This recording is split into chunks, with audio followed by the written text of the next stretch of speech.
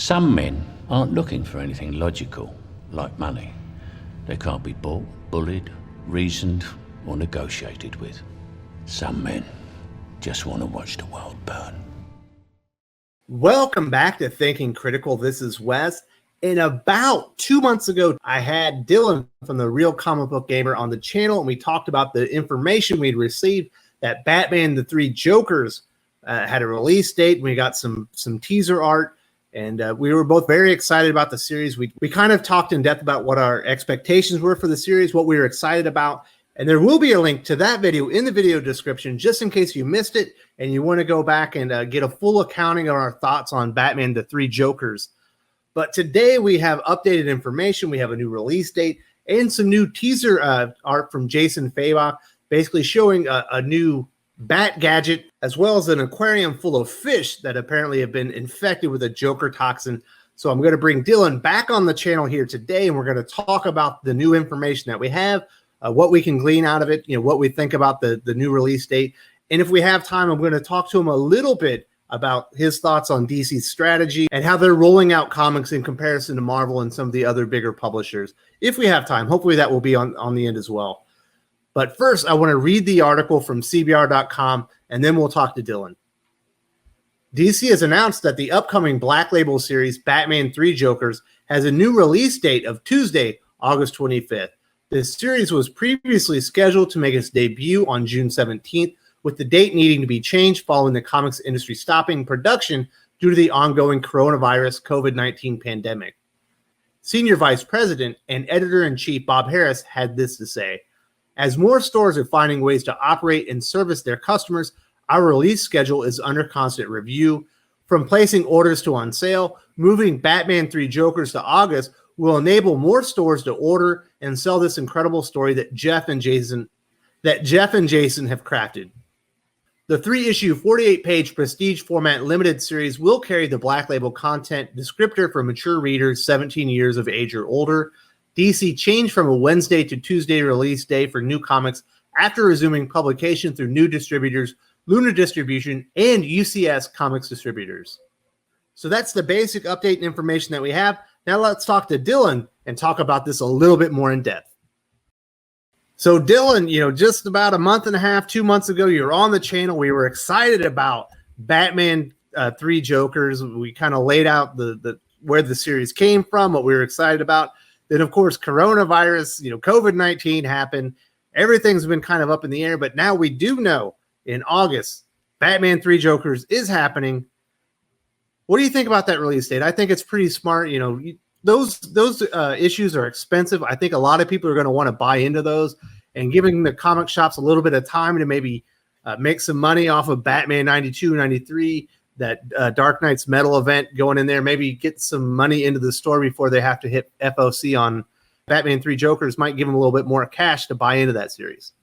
I agree. I think it's a smart decision because Jason Fabok even said it himself in the replies of his tweet, saying that the issue 1 has been done for months now. This is a DC decision to wait till all stores can be back up and running, because this is a premium book that everyone's going to want, and I believe will sell really well, even though some of the hype has died down. Just the creative team alone will sell it. Nevertheless, it's Batman. It's about 3 Jokers. So yeah, I think it's a smart decision, and I'm super hyped for this book, and I'm happy that we're finally getting around to it finally coming out.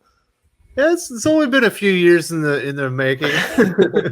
Yeah. But yeah, there'd be nothing in the worse than you show up on a Wednesday and you find out your comic shop had new comic Tuesday, and they were all sold out of Batman 3 Jokers because they couldn't order enough because they just didn't have the capital on hand. So I'm all for what DC did there, but with the new release date, they did give us some new teaser art. There's a couple of images that are less interesting. There's a raccoon on a road with some chemical waste, and then a truck goes by, and we find out the Joker's driving that, presumably with the waste in it.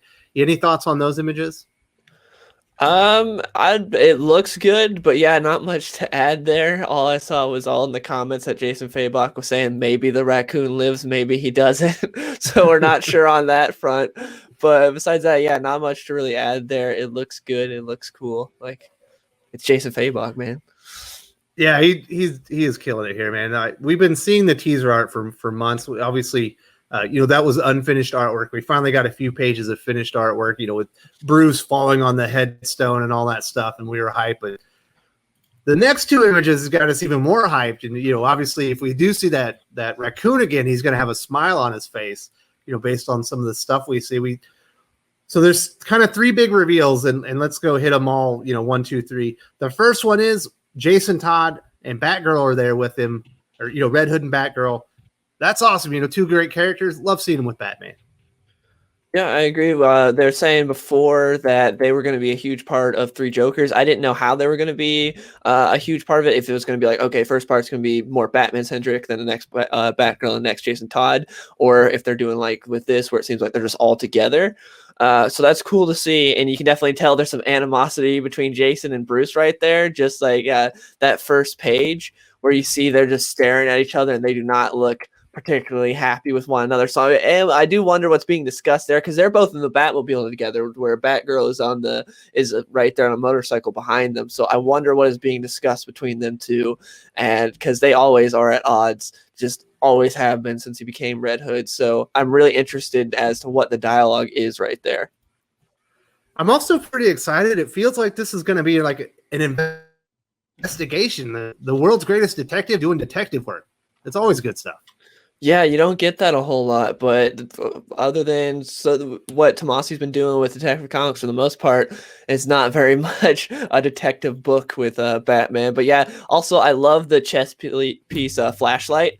I think that looks awesome when he's walking through the aquarium and that just lights up, like, hands-free flashlight for Batman. I think that looks so cool. I love it.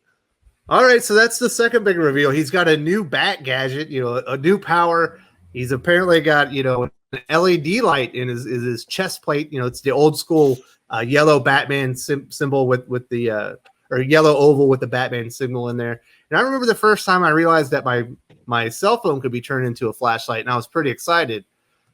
It comes in handy, Oh yeah, it definitely does. Especially if you're Batman, you creep around dark aquariums. So, that would be the third big reveal. Obviously, they're in an aquarium. They're doing an investigation, and it looks like they happen upon an aquarium full of Joker fish. They've got that classic Joker smile on their face. It's probably been infected with whatever that toxic chemical that's in the truck that Joker's driving. You think he's going to be like trying to turn all of Gotham into Jokers? Kind of like in the first Batman movie. Maybe. I am curious as to what his plan is here and why he did this to these fish. If it's just like it could be the start of some breadcrumbs leading Batman down a trail, I could see that. I'm not sure, because I feel like the whole like poison Gotham thing has been done a lot, so I'm not sure if they're going down that route. I don't know if I could see Geoff Johns doing that again, like many writers before him have done. But I think this might just be the start of something bigger where this is sort of like leading to something else. But I am really curious as to what's going on here. And I do like the sort of throwback with the Joker fish. Yeah, I guess it's kind of an Easter egg to an old issue from back in the day. The smiling fish or something like that. At least that's what the article I read said. I actually hadn't read the issue yet. Yeah, I think it's an old Detective Comics issue by Steve Englehart, I think. So yeah, that was pretty cool. I like Easter eggs, flashbacks, and stuff like that. It's all really exciting. Of course, we don't really know what the story is, other than that there are three Jokers, and Batman's been aware of it since the very end of the New 52. That was Darkseid War, right? Yes, Darkseid War. At the end of that, when he got on the Mobius chair and he asks what the Joker's identity is, and then he finds out there's three Jokers. Such a great moment. Mm-hmm. And then they re-hit upon it, of course, Geoff Johns, when he launched DC Comics, DC Universe Rebirth. That was included in the opening issue. That was kind of dropped. We knew that we were going to get it sometime in Rebirth, but it just never happened. Finally, it is here. The art looks amazing. It's Geoff Johns, finishing up a story that he kind of started quite a while ago, and I think it's going to be absolutely exciting. But there's a few other things that we can talk about with DC Comics. Obviously, with your channel and your love of Superman, you're kind of more associated with DC than Marvel, but you certainly read, all publishers. What are your thoughts on DC's strategy to kind of come out with the heavy hitters in June? We're getting those Batman issues. We're getting Dark Knight's Death Metal versus what Marvel's doing, where I don't think we're even getting X-Men until August at the earliest. I don't see anything about Ten of Swords. I don't think Empire's on the schedule yet. That was supposed to be their big, ramp up to summer event. It feels like DC's being a lot more aggressive. I like what DC's doing because the fact of the matter is it's kind of sad, but you are going to have a lot of people that are kind of going to forget about their comic shops and not go back after all this. And so how do you get those people back? You come in with heavy hitters like what DC's doing with death metal and things like that. It's those must buy titles. You got to come back with those immediately. So that way, as soon as the shop opens up, people have a reason to go back instead of just like these random just titles that no one really cares about. You got to come in with the heavy hitters to sort of help the comic shops get their customers back, because there will be those loyal customers that will always come back and go back to their poll, but then there are those people that'll just forget and won't care and just see no reason to go back. So I feel like this is one of those things that could get more customers to go back to their comic shop once they see something like death metal is coming out. All right, so one of the other things it did, obviously we know about distribution. We talk about that a lot on the channel, but it just came out that DC's Tuesday release date is permanent. Anybody, whether you go through Lunar, go through UCS, or you go through Diamond, if you have your comics on Tuesday and they're DC, you can offer them, in your store. Are you going to take advantage of that? Is Tuesday going to be your new first day of the comic of the week? Oh, definitely I'm going to take advantage of that. I think that's awesome because so many times comic shops get the comics earlier than Wednesday. They just have to hold on to them. They're not allowed to release them until Wednesday. So now that they are, I think that's great. Getting people's their hands on your books earlier, I think is always a good thing, and I'm excited about that. It will be a bit of a weird adjustment because, Wednesday is just synonymous with New Comic Book Day, but I think that is kind of a power move from DC. Like, I think that's kind of a shot across the bow to Marvel to be like, hey, look what we're doing. We're making big strides. Like, we're not playing by the rules. We're doing whatever we want here. And I think that's great. I'm excited to get to my comics earlier.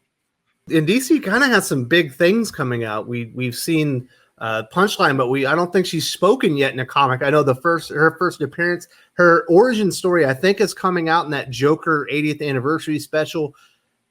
Dark Knight's Death Metal is coming out in June. Those are issues that not a lot of people are going to want to wait on because they might be sold out if you wait till Wednesday now.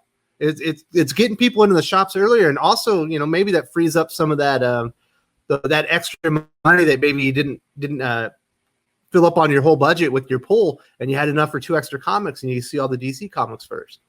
That's true. And also, I wonder if the hype from Tuesday will help sort of cover over some of the Marvel hype on Wednesday. Say a big DC book comes out on Tuesday and people are still talking about it on Wednesday. And so when the new Marvel book comes out on Wednesday, maybe people won't care as much and they're still talking about like that huge thing that happened in Death Metal on Tuesday. I think that could be interesting to see as well. Like, since they're getting the first step in on there, that could be interesting to see how that plays out.